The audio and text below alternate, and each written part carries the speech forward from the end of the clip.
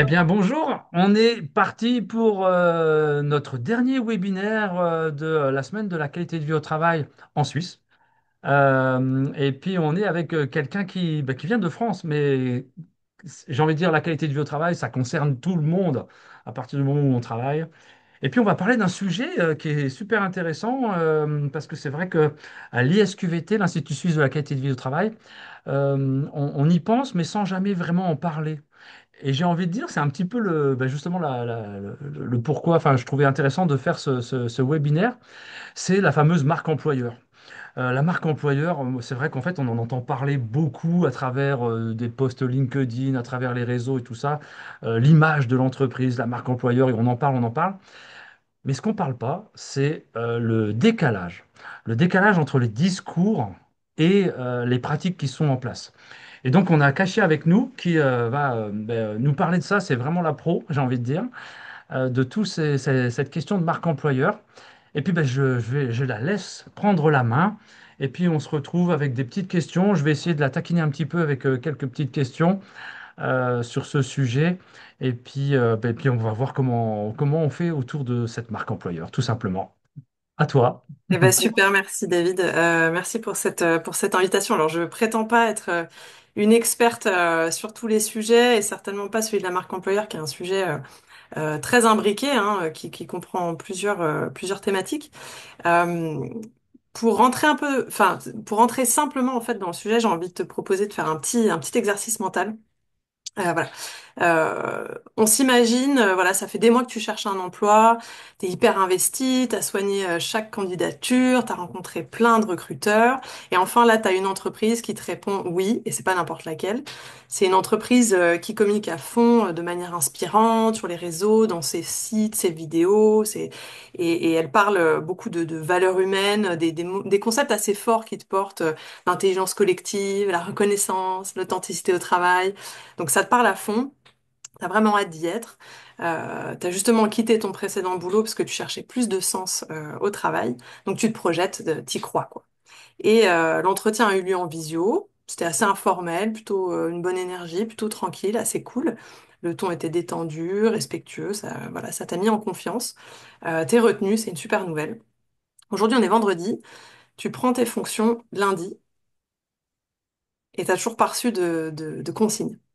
Pas de signe de ton futur employeur concernant ta prise de poste, l'horaire, des infos sur le lieu exact, le contact qui va t'accueillir. Tu commences à stresser un peu parce que c'est un nouveau boulot. Donc tu te décides d'appeler et puis on te répond ouais, pas d'inquiétude, de toute façon on vous envoie un mail, puis t'attends. 17h30, vendredi après-midi, tu reçois ton fameux mail très succinct sur l'horaire d'accueil lundi matin et que la DRH t'accueillera.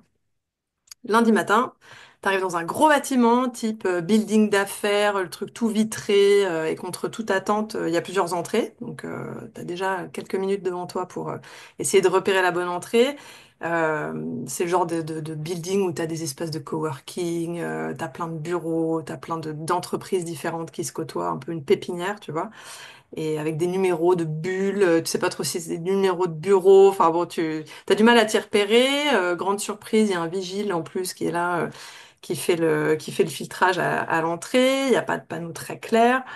Bon, au final, l'agent de sécurité t'aide à retrouver ton chemin. T'arrives là où tu dois te retrouver, et c'est pas la DRH qui t'accueille, mais c'est une autre personne.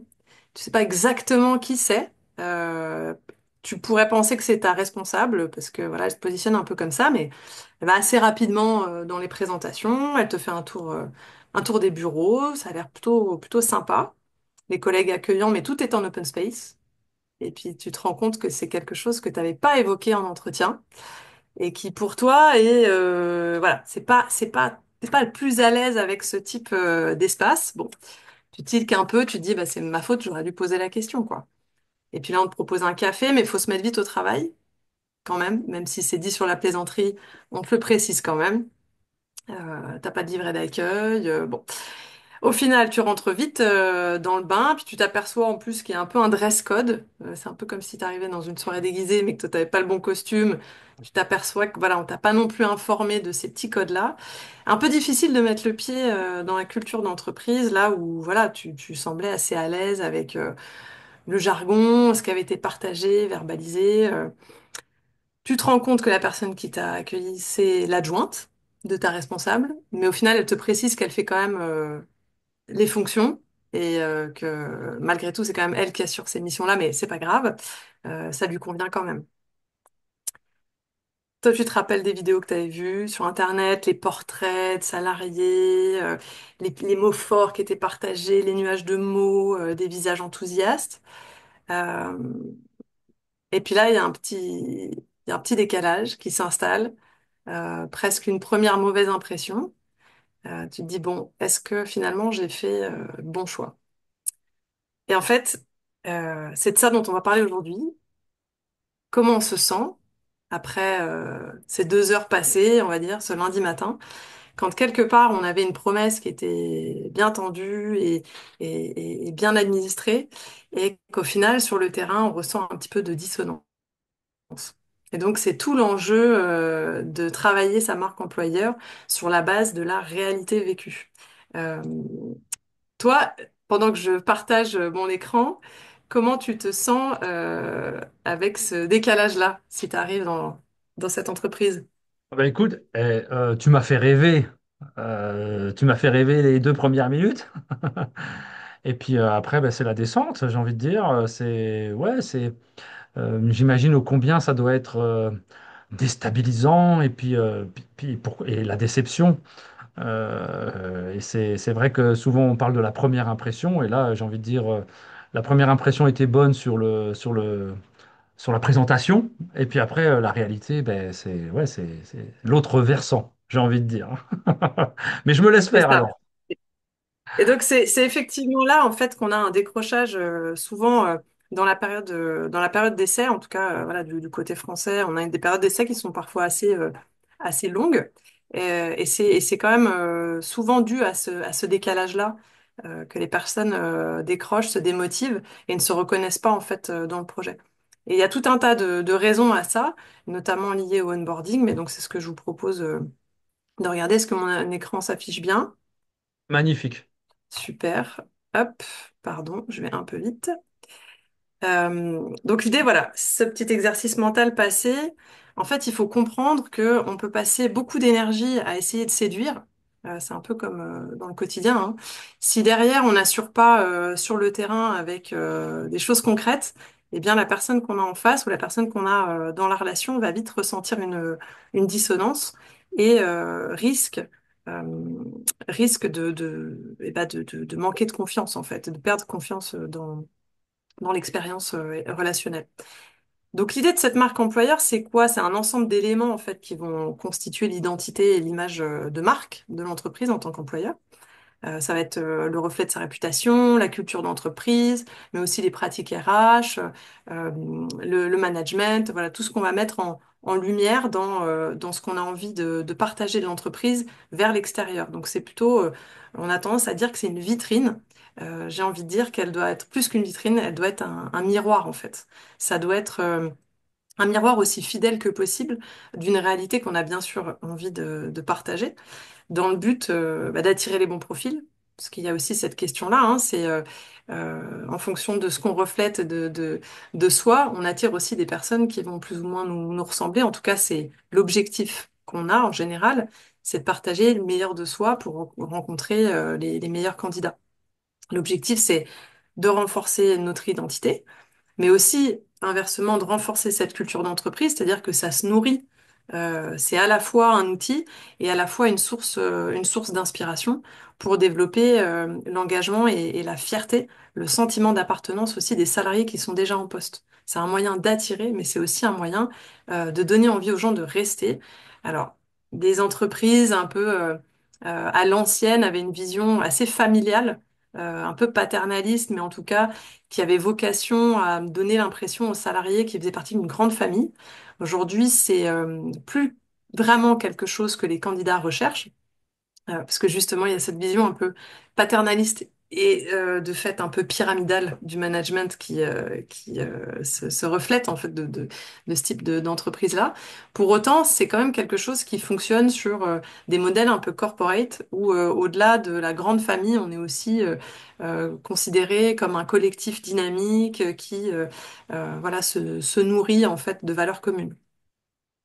Et donc l'idée, c'est aujourd'hui d'interroger cette marque employeur euh, en fonction de la réalité qui est vécue. Comment on fait pour faire en sorte que cette marque, elle soit à l'image de la réalité, Ouais. mais comment on fait pour que cette réalité, elle soit désirable? Parce que forcément, si on n'a pas beaucoup de contenu à partager, on risque de se casser la figure en essayant d'inventer des faux messages ou de traduire, euh, voilà, de se vêtir en fait d'un habit qui ne nous ressemble pas vraiment.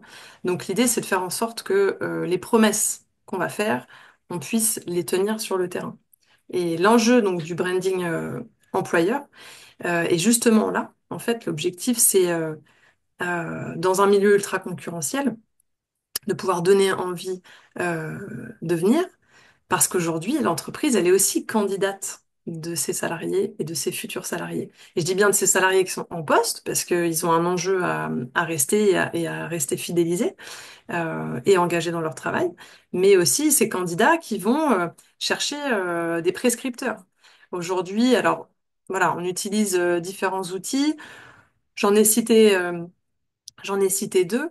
Euh, Au même titre que on évalue un restaurant, on évalue un centre médical, on évalue un centre de vacances, eh bien, il y a de plus en plus d'habitudes un peu communautaires d'évaluer aussi la qualité des conditions de travail de certains employeurs. Donc, c'est ce que propose le site Glassdoor, qui est un site communautaire gratuit, hein, un open source. Alors, l'idée, c'est quand c'est gratuit, c'est toi le produit, c'est-à-dire que il faut quand même donner un petit peu.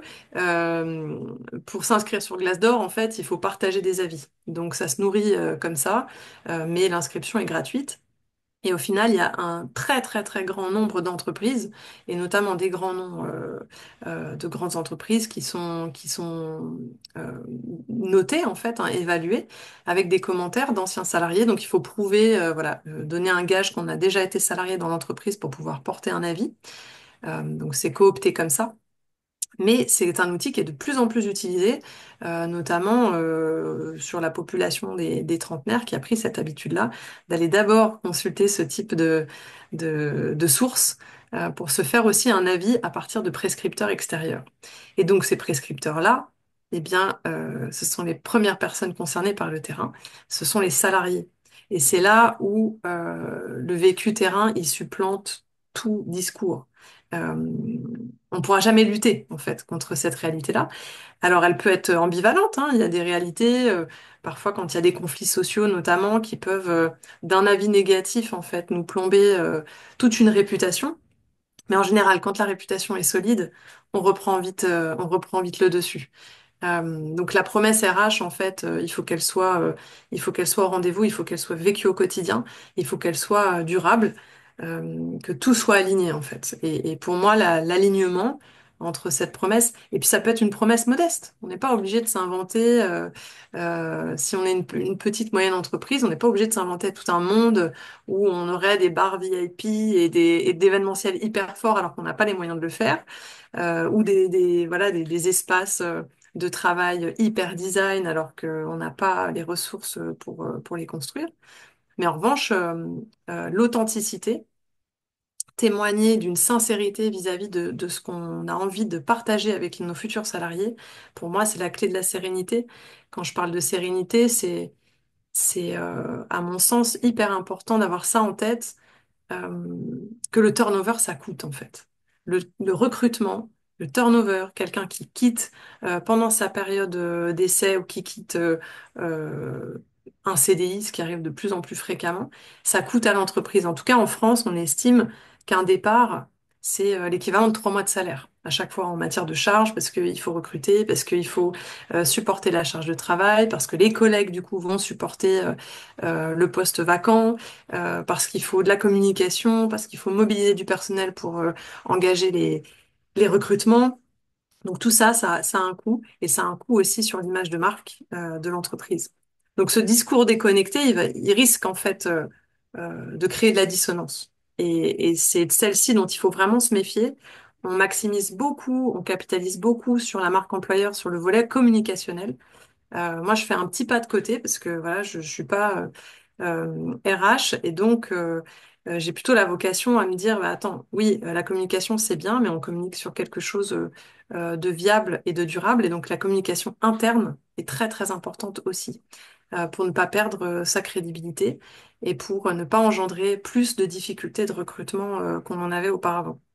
Surtout aujourd'hui quand on a vite fait de faire un bad buzz. Euh, qui plus est, si on mobilise en plus du personnel en interne pour accompagner ces recrutements et qu'on leur demande de tenir un message qui n'est pas au reflet de leur réalité, ça peut être catastrophique en matière d'engagement des salariés. Et Donc, alors, je- oui, je voulais profiter, moi, parce qu'en fait, là, ça me. Enfin, il y a un truc qui me vient tout de suite par rapport au branding, parce que c'est vrai que alors, tout le monde peut-être n'est pas sensibilisé à ça, au branding et tout ça, mais en fait, si je comprends bien, j'essaye de poser des questions voilà, que tout le monde pourrait se poser. C'est le RH qui s'occupe du branding de l'entreprise, ou attention, parce que des fois, il peut y avoir quelqu'un qui s'occupe spécialement du branding, et c'est le RH qui va. Ils vont peut-être pas vendre la même chose. Donc c'est là, attention, j'ai envie de dire, non? tout Qu'est-ce que à t'en fait. penses? Ouais, Ouais, ouais, hein. c'est un point de vigilance que qu'on va évoquer tout à l'heure. Ok, Effectivement, le qui fait la marque, c'est un point extrêmement important. On va y revenir juste après. Et pour cette question vraiment pratico-pratique, euh, même si j'ai envie de dire, même si l'exercice est externalisé, oui. ça doit être systématiquement au reflet de ce que l'entreprise leur a construit en interne. Donc, peu importe si on délègue ça à une boîte de com qui est hyper douée là-dedans. En France, on a des plateformes comme Welcome to the Jungle qui sont Oui. super compétents là-dessus, qui savent très bien justement travailler sur le volet authenticité et le mettre en valeur avec toutes les compétences techniques qu'il faut, et notamment en matière de gestion des médias. Donc, c'est clair, s'il y a les moyens, il faut pas hésiter à externaliser, justement parce que externaliser, ça permet aussi une prise de recul sur des valeurs ajoutées qu'on n'aurait pas conscientisées. Parfois, ce regard extérieur peut aussi nous aider à identifier des points positifs qu'on n'aurait pas forcément intégrés et qui peuvent être ouais, des facteurs et des arguments motivants pour des personnes extérieures à l'entreprise. Une fois, quand on a trop l'habitude d'être dans sa boîte, on se rend même plus compte de ce qui fonctionne bien et de ce qui peut donner envie aux gens. Euh, il y a un exemple typique qui avait été évoqué dans un webinaire sur le sujet euh, je crois avec le cabinet Pro Tourisme, qui évoquait justement un territoire qui était un peu en difficulté de recrutement sur des postes liés au tourisme. Et en fait, c'est un territoire rural où il y a très très peu de choses finalement pour dynamiser la vie quotidienne des habitants. Et en fait, c'était pas conscientisé à leur niveau que ça pouvait être une vraie valeur ajoutée pour donner envie à des gens de venir. Et donc, ils ont travaillé ensemble sur un argumentaire orienté paisibilité, pleine nature. L'isolement, ça se transformait en un isolement souhaité. Donc, tout était mis en lumière et en valeur pour que des gens qui étaient en quête justement de milieux un peu plus sauvages et ruraux puissent se retrouver là-dedans. Mais la collectivité l'avait pas intégré comme tel, parce qu'eux, ils s'imaginaient comme un trou paumé en plein milieu de la carte, quoi. Donc, c'est parfait pour justement faire le lien sur la question de l'authenticité.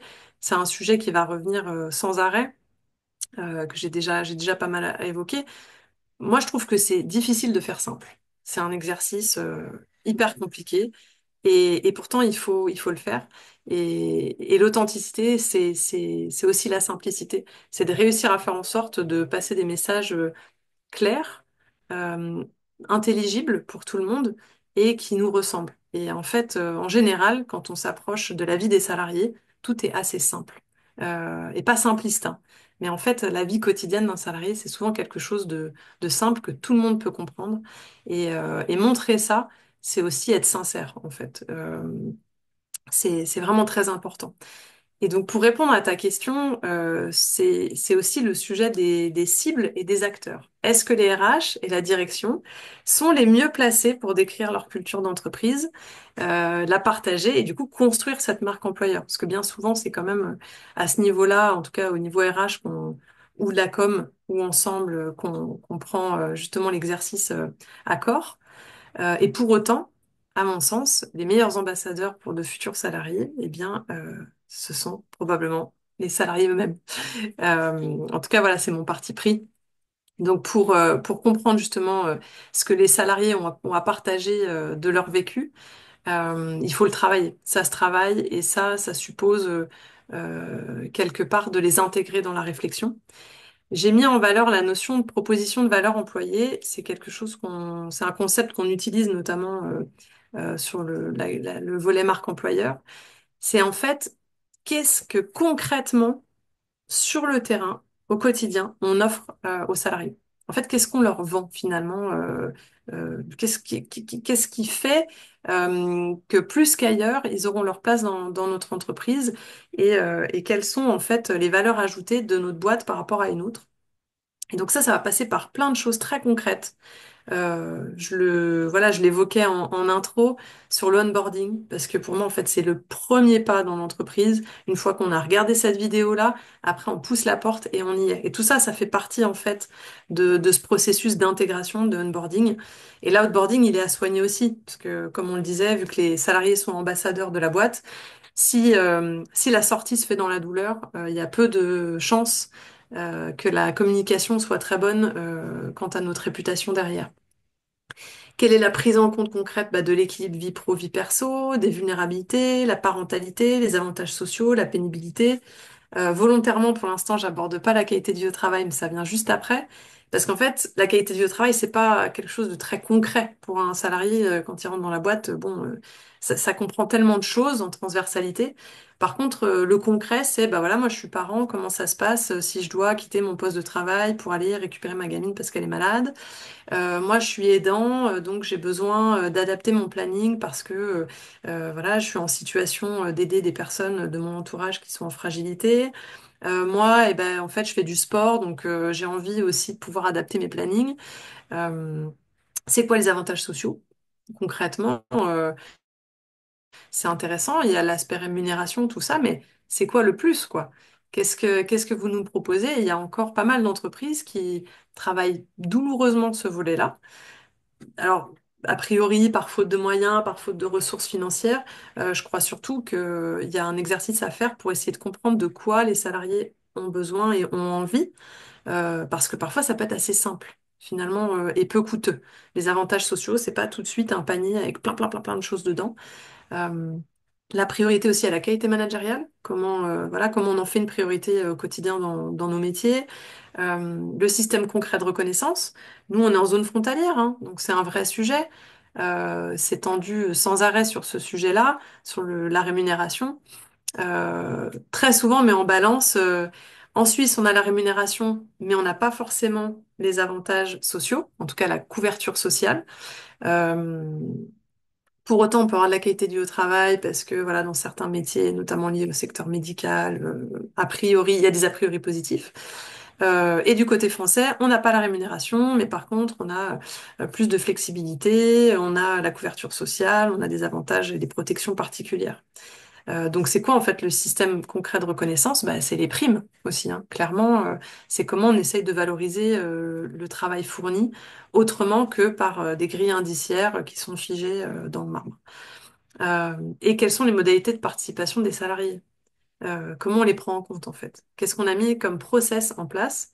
Euh, Qu'est-ce qu'on a conscientisé et qu'on a structuré pour s'assurer régulièrement que les salariés sont en fait convoqués dans le projet de l'entreprise.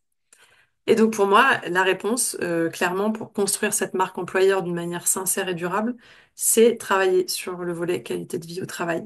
C'est le terreau qui me semble le plus fertile pour ça. Bien avant de communiquer sur ce qu'on fait, il faut d'abord faire des choses. Et bien souvent, il y a plein de bonnes choses qui sont déjà existantes. Mais ça passe un peu par un exercice de professionnalisation pour pouvoir le mettre en mots et s'assurer derrière que les process sont durables. Si on prend l'exemple du onboarding, ben, il faut s'assurer en fait que le process il puisse être reporté, quelle que soit la personne qui va accueillir. Ça doit être une méthode qui est partagée, même si il y a des choses qui relèvent du bon sens, ça n'est pas forcément pour tout le monde. Et on voit bien qu'il y a des méthodes qui fonctionnent plus que d'autres. Mais il faut que ça ressemble à l'entreprise, donc c'est quelque chose qui doit être co-construit. La QVCT, donc moi je l'ai nommé comme ça, mais en Suisse on sera plutôt sur la QVT. Pour moi c'est pareil. Voilà, on aborde différents sujets, les relations sociales, le climat de travail, le contenu du travail, le sens, la santé au travail, les compétences, les parcours, l'égalité professionnelle, l'organisation du travail. Et tout ça travaillé, ça crée pour moi vraiment le cœur en fait de cette marque employeur. Miser là-dessus, c'est déjà s'enrichir, donc favoriser voilà un environnement qui est sain en fait, qui est sain pour la santé et qui est sain aussi pour la motivation et l'engagement des équipes. C'est favoriser la fidélisation et la réduction du turnover que j'évoquais tout à l'heure. C'est renforcer aussi cette cohérence entre les valeurs affichées et les valeurs vécues, enfin le réel en fait des salariés. Et c'est aussi être plus attractif parce que les gens sont de plus en plus en quête de cette qualité-là. Même s'ils vont pas forcément l'appeler qualité de vie au travail, ils vont avoir des attentes particulières. Très souvent, très fréquemment, aujourd'hui, la question du télétravail est abordée lors du recrutement par les recrutés, les candidats eux-mêmes. La gestion des congés. Auparavant, enfin en tout cas dans une vision française, aborder ça, c'était un faux pas clairement des candidats. C'était ben bon, ils pensent déjà à ses vacances. Maintenant, il faut accepter que ça fait aussi partie des choses qu'on doit évoquer. Et c'est pour ça qu'en intro, quand je parlais de l'open space, de façon un peu anecdotique, ben en fait, c'est pas au candidat de se poser toutes ces questions-là, c'est à l'employeur d'anticiper comment un open space il peut interagir avec la santé mentale et physique aussi d'un futur employé. Et donc, si tous vos locaux sont en open space, c'est quelque chose que vous devez d'évoquer déjà à l'étape de recrutement. L'étape de recrutement, c'est pas juste le jour où on se voit, où on s'appelle, où on se rencontre en visio ou en physique. C'est aussi comment on rédige une annonce. Mais ça, c'est encore un autre sujet. Donc les enjeux à se professionnaliser, bah, je l'évoquais tout à l'heure, c'est prendre du recul et pouvoir objectiver tout ça. Et parfois, on a besoin d'aide extérieure pour le faire. Et ça peut être par le biais de consultants extérieurs sur différents sujets, sur le sujet de la qualité de vie au travail, sur le sujet de la communication, parce qu'il y a des boîtes qui sont très professionnelles sur le sujet de la marque employeur. Mais on n'est pas obligé d'en passer par là. Déjà, construire un groupe de travail en interne et prendre du recul et échanger, c'est une très très bonne étape. Mais il faut pouvoir oser se remettre en question. Donc ça suppose que la direction a intégré ça, a conscientisé qu'il va falloir accepter euh, de se confronter au regard de l'autre. Parce qu'en fait, quand on travaille sur sa vitrine, eh bien, on se montre. Donc, il faut aussi accepter que parfois, ce qu'on veut montrer ou la façon dont on le montre ne correspond pas totalement à ce qu'on voudrait communiquer et la réception en face, elle est très, très importante à intégrer. Donc, ça suppose aussi parfois de bousculer des mauvaises habitudes. Par exemple, ne pas envoyer un mail en temps et en heure pour prévenir des nouveaux salariés, de comment ça va se passer, où se trouve l'entrée du bâtiment, qui est-ce qui va les recevoir. Il peut y avoir des aléas de dernière minute. C'est pas grave si c'est l'adjointe qui reçoit finalement plutôt que la DRH, mais il faut pouvoir anticiper quelques sujets et monter en compétence clairement sur ça. Et donc pour finir, la clé pour moi, c'est la co-construction de cette marque employeur. C'est impliquer les salariés dans la démarche qualité de vie au travail et marque employeur. Pour moi, c'est vraiment indissociable. On ne peut pas aujourd'hui se dire bah, je vais travailler sur ma marque juste parce que ça va donner envie aux gens de venir. Euh, on l'a tous vécu, hein, je pense, acheter un article sur Internet parce que les photos étaient sympas et se retrouver avec une qualité pourrie. Je pense au textile notamment. Je ne vais pas citer des mauvaises plateformes, mais voilà, il y en a un sacré paquet. Donc attention à ce qu'on vend, comment on le vend, et donc pour ça, il faut, je pense vraiment intégrer qu'on vend cette valeur employée en fait.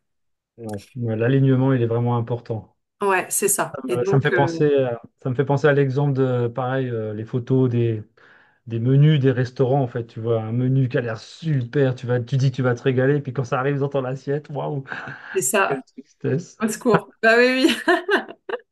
Ou les belles assiettes gastronomiques, mais en fait, il y a une cuillère à peau. Ouais, c'est ça. C'est quoi?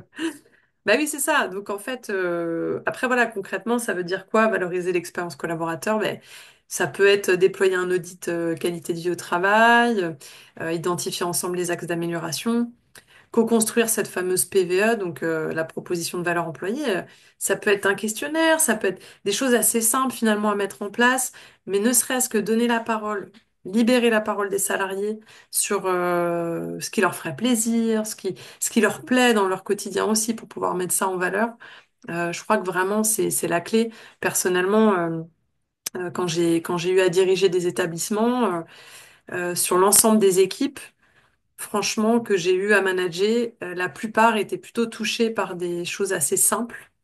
Euh, Par exemple, dans cette PVE, bah, essayer de fournir un peu, enrichir les avantages sociaux avec des systèmes de partenariat où ils avaient des réductions chez nos partenaires, des petites choses comme ça, c'était un plus. Une participation au loyer aussi, ça peut se faire sur les contrats courts ou sur des personnes qui sont en contrat saisonnier ou en période d'essai, parce que on fait déplacer des gens parfois de l'autre bout de la France, donc ça a un coût aussi pour ces salariés. Donc tout ça, en fait, pour moi, c'est vraiment ce qui permet de construire cette marque employeur, et ça passe aussi par la raison d'être de l'entreprise. Donc je l'ai mise à la fin, mais pour moi, c'est quelque part, c'est le début. C'est quoi la raison d'être de notre boîte, qui est moteur de sens aujourd'hui, en fait, aujourd'hui, pour réactualiser aujourd'hui pour nos salariés. Parce qu'il y a la raison d'être d'un patron industriel qui a créé sa boîte il y a très longtemps. À l'époque, c'était une PME, et puis ça a grossi, grossi, grossi. Aujourd'hui, c'est quoi sa raison d'être? Dans un milieu de l'industrie qui a énormément évolué, avec des attentes sur la RSE, avec des salariés qui ont aussi envie qu'on les intègre dans la réflexion et l'innovation. Donc, c'est partager aussi cette raison d'être avec les salariés pour que elle puisse être déclinée en valeur et ensuite en proposition d'action. Donc, on mobilise les équipes, comme je disais, bah, par des ateliers de co-construction, des groupes de travail, des sondages. Ça peut être une plateforme d'idées. S'il y a que ça, bah, ça peut être une boîte à idées. Mais en tout cas, les intégrer là-dedans, c'est déjà aussi les fidéliser. Voilà. Donc, pour moi, la conclusion, c'est ça. C'est une marque, elle attire. Par contre, une marque qui est sincère et qui est alignée, bah, elle permet de retenir et d'engager les équipes. C'est indissociable, la qualité de vie au travail, le sens, la reconnaissance. C'est ce qui permet d'être dans un cadre de confiance. Et c'est ce cadre de confiance qui donne envie aux gens de prescrire notre entreprise, en fait. Il n'y a rien de tel que le bouche à oreille, on le sait. On peut déployer énormément d'argent dans des plateformes, dans du sponsoring, dans des bannières, on en voit hein, des boîtes qui dépensent beaucoup, beaucoup d'argent dans des supports print, dans des bâches. Il n'y a rien de tel que le bouche à oreille, clairement. Donc, si on peut bénéficier voilà, d'un bouche à oreille favorable, je crois que c'est encore mieux. Donc là, je vous ai récapitulé un petit peu les. En tout cas, c'est comme ça que moi, j'envisage les étapes pour créer une marque employeur durable. Voilà. Après, je rentre pas dans le détail du technique, du digital, de qu'est-ce qu'on priorise, parce que ça, pour moi, c'est de la com. Et donc, on n'est plus uniquement sur le volet qualité de vie au travail. Ouais, ouais. Et c'est excellent, merci parce que et moi je te partage un truc là, enfin, que ça m'a fait tilter avec tout ce que tu viens de présenter. J'ai rencontré un jeune il n'y a pas longtemps et puis qui me disait qu'il avait refusé un poste parce qu'il avait osé demander à la RH lors de l'entretien. Il lui a demandé, mais voilà, vous m'avez posé plein de questions. Maintenant, moi, j'ai envie d'en vous poser une aussi, si je peux. La RH était complètement d'accord, bien sûr. Puis elle lui dit, mais et il lui demande, mais pour vous, c'est pour me convaincre en fait de venir dans votre boîte. Qu'est-ce que vous me diriez, quoi? Qu'est-ce qui va me convaincre de venir chez vous, quoi? Et la RH était complètement déstabilisée. Elle se dit, mais comment ça? C'est moi qui vous embauche, c'est pas le contraire. Enfin, et puis elle était perdue en fait, et puis elle savait pas quoi répondre. Et en fait, il a refusé le poste parce que pour lui, elle n'a pas donné les arguments pour lui donner envie de venir. Et puis j'ai déjà eu aussi cette expérience dans des groupes où justement avec des RH. Est-ce que ton meilleur ami, la fameuse, est-ce que à ton meilleur ami, tu recommanderais de venir bosser dans ma boîte, avec nous dans notre entreprise? Et puis là, moi j'ai déjà entendu des gens, ah non, non, non, moi je ne ferai jamais venir un copain, mon meilleur ami, je ne le ferai jamais venir de travailler dans cette boîte, quoi, dans ma boîte. Donc comme tu le dis, le bouche à oreille, purée, c'est fondamental, quoi. Ah bah, clairement, clairement. Et puis avant de, voilà, de se projeter dans des investissements de dingue où on fait des plateformes de recrutement, des outils digitaux, l'intranet, ça fonctionne aussi beaucoup aujourd'hui pour intégrer justement dans les process de onboarding bah, les nouveaux arrivants, puis les sensibiliser un peu à la culture de l'entreprise. L'intranet, c'est pas un truc de fou, hein. En général, c'est un outil dont on dispose déjà. Il suffit d'ouvrir des droits et c'est déjà une manière en fait de communiquer, d'intégrer la personne de la faire participer. Donc oui, il y a des choses quand même qui relèvent du bon sens. Et parfois, comme je disais tout à l'heure, c'est difficile de faire simple. Donc retrouver le bon sens, c'est pas toujours évident. Mais pour autant, on est obligé de l'intégrer aujourd'hui parce que, comme tu dis, il y a des générations, la mienne puis les suivantes. J'ai fait une visio récemment avec deux personnes qui sont âgées de 20 ans et justement pour les sonder un peu sur voilà leurs attentes et ils ont conscientisé énormément de choses, en fait. Moi, je pense pas qu'à 20 ans, j'avais autant d'attentes et surtout, j'avais pas mûri autant de prise de recul sur ce qu'allait être mon emploi, ce que ça devait révéler de potentiel dans mon quotidien. Enfin, moi, j'ai halluciné sur vraiment le niveau de maturité, d'attente et de conscientisation de leurs attentes vis-à-vis de ce que le travail doit leur apporter. Et qu'ils aient 19, 20, 25 ans, j'ai été tutrice de stagiaires qui étaient voilà, en niveau management, c'était pareil, niveau master management, pardon. C'était pareil, ils avaient beaucoup, beaucoup d'attentes par rapport à ça. Et donc, c'est un vrai changement de paradigme, il faut l'accepter. Il faut jouer le jeu, quoi. Sinon, on est tout le temps à contre-courant et on se dit, bah oui, mais maintenant, c'est à nous de nous vendre, alors on fait des choses à l'envers. On peut toujours être bloqué dans la vision, c'était mieux avant. Le problème, quand on fait ça, c'est que à mon avis, on se met des difficultés à venir assez fortes. Parce que c'est minimiser la vague de changement qu'on est en train de vivre, quoi. Et ça concerne pas que les jeunes générations, d'ailleurs, Non, puisqu'on non. voit bien qu'il y a plein de gens plus âgés qui se reconvertissent, qui font d'autres choix aussi d'aménagement de leur vie professionnelle pour ces raisons-là. Et Ouais. qui ont plus de facilité aussi à dire non. À dire non ou à intégrer qu'en fait, poser la question des congés, ça n'a rien de ça suggère pas qu'on soit une grosse flemme au travail. C'est une question d'organisation. Si on n'est pas capable d'accepter sereinement de se poser la question, c'est quelque part il y a un trou dans la raquette. Ouais, Parce ouais, que la ouais. planification des congés, c'est censé être quelque chose d'assez carré. Donc ça devrait même pas être un sujet. Ouais. Et alors, moi j'aime bien cette dernière slide, tout particulièrement sur construire sa marque employeur.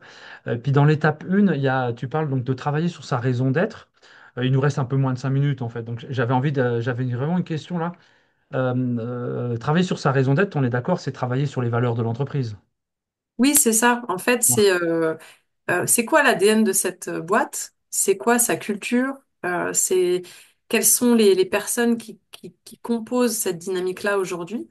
Et donc, il y a la raison d'être de la boîte quand elle s'est construite. Et puis, avec un historique particulier, il y a des choses qui ont pu évoluer dans le temps. Et notamment, c'est une notion, c'est un concept qui est souvent corrélé à la société à mission, qui ouais, est en fait un modèle aujourd'hui qui se veut plus vertueux de l'entreprise capitaliste et qui vise à développer des missions plus transversales, plus philanthropiques, presque j'ai envie de dire, que la raison d'être initiale qui est celle de produire quelque chose, de ouais, produire un produit qu'on va vendre, par exemple.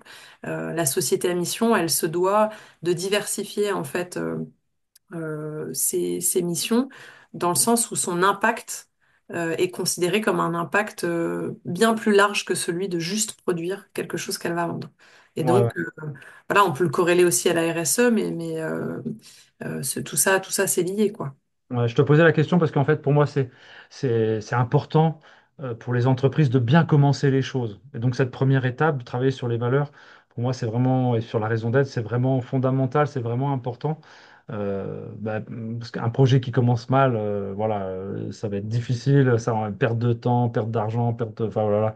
Et puis démotivation des gens, ça va être fondamental, quoi. Enfin, Tout à fait. Cette première Ouais. étape est vraiment importante. J'avais un petit exemple et c'est pas forcément parce que c'est vrai qu'on a parlé t'as parlé des jeunes et puis il n'y a pas que les jeunes, comme tu l'as dit aussi très bien. Moi, j'avais un petit exemple d'un monsieur qui travaille dans une boîte depuis très très longtemps. Puis ce monsieur, dans sa vie privée, il a pris conscience de l'impact écologique en fait. Et pour lui, c'était important que son entreprise elle fasse quelque chose pour l'écologie. Et donc, ils ont travaillé sur un projet sur ça. Il a partagé et tout. Puis donc, ils ont décidé de faire du tri, de mettre en place le tri. Et puis, donc, ils avaient les petites poubelles pour chaque chose. Et puis, un soir, il reste dans l'entreprise un peu plus tard que prévu. Et puis, parce qu'il avait un petit peu de retard dans son travail. Et puis, il y a la femme de ménage qui passe.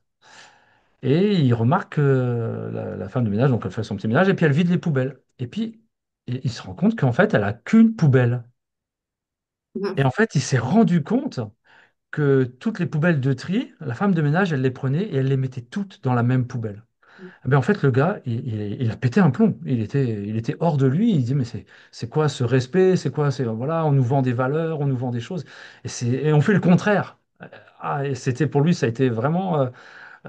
Ouais, alors, il a même quitté l'entreprise parce que pour lui, il était atteint dans son intégrité, dans ses croyances, dans ses valeurs. Et waouh, j'étais vraiment impressionné, quoi. C'est vraiment, alors là en plus, c'est vraiment un exemple, un parfait exemple de l'impératif de, quand on dit qu'on implique les salariés, c'est tous les salariés. C'est-à-dire toutes les fonctions, parce que on a tendance à penser qu'il y a que les administratifs qui ont les compétences pour travailler ou comprendre les enjeux d'une boîte. Non. Et d'ailleurs, dans le milieu voilà, de la production, de l'industrie, quand il s'agit de RSE, ça concerne aussi les sous-traitants.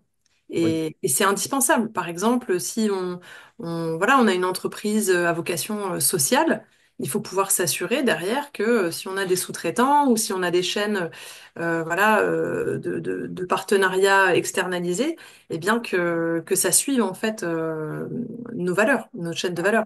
Et là, typiquement, cette personne-là qui est en charge de l'entretien des locaux, fort probablement qu'elle n'est même pas informée de ce projet-là.